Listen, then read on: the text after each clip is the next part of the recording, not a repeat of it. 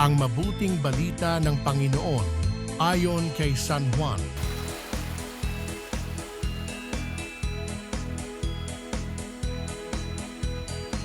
Madilim-dilim pa ng araw ng linggo, patakbong pumunta si Maria Magdalena kay Simon Pedro at sa alagad na mahal ni Jesus at sinabi sa kanila, "Kinuha sa libingan ng Panginoon at hindi namin alam kung saan dinala." Kaya't si Pedro at ang nasabing alagad ay nagpunta sa libingan.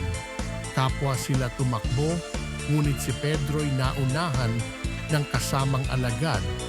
Yumuko ito at sumilip sa loob.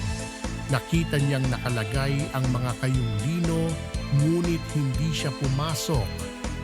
Kasunod niyang dumating si Simon Pedro at tuloy-tuloy itong pumasok sa libingan.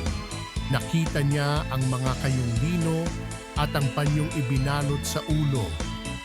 Hindi ito kasama ng mga kayong lino, kundi hiwalay na nakatiklop sa isang tabi. Pumasok din ang alagad na naunang dumating. Nakita niya ito at siya'y naniwala. Ang mabuting balita ng Panginoon.